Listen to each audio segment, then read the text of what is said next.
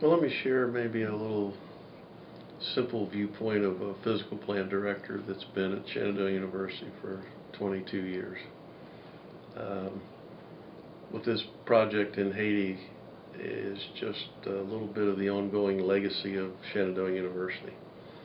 Um, I've seen many things that come from our local community where our students are involved here at home, and a lot of things I don't even know about, I'm sure. But our showmakers go around to local schools and give presentations and plays and musicals to local school children.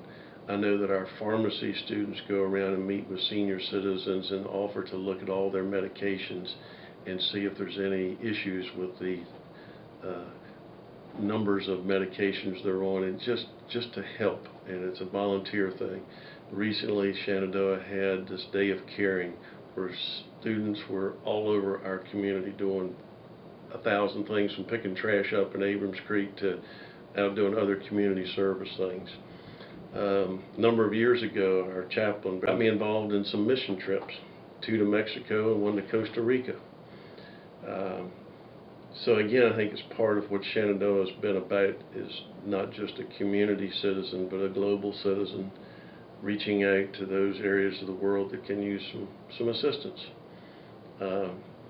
Recently, I think for the last 5 years or so, we've had mission trips down to New Orleans to help that part of our country rebuild. I had a project manager who came to me one day and said that the chaplain had invited him to go along on one of these trips to New Orleans, and he wasn't sure he wanted to do it.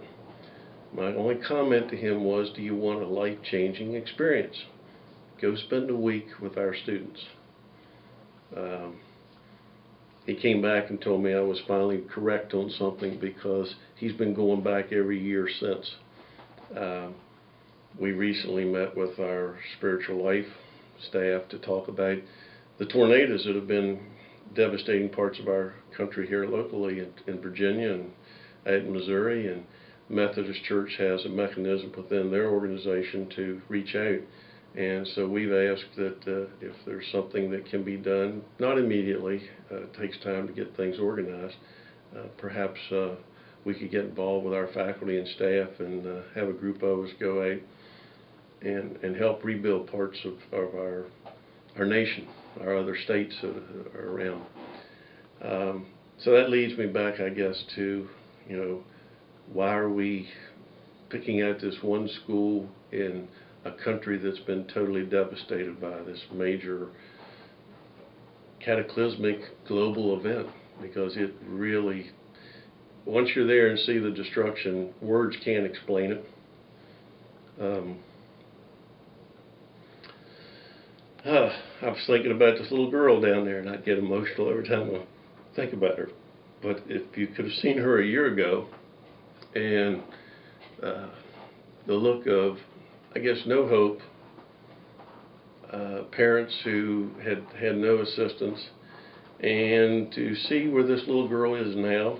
She was here at the university for about 3 months last fall, worked with our physical therapy and occupational therapy, our staff and faculty and students, and see where she is today.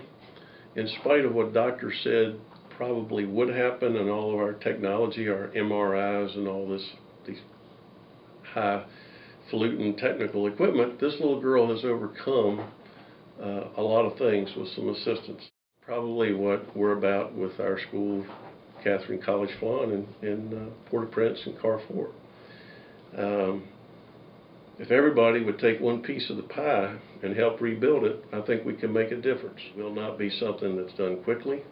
It probably will take generations, but I think it's a start, and I think it's a worthwhile cause, and I'm proud to be just a little tiny part, and very unimportant part, but just to be a part of this is worthwhile.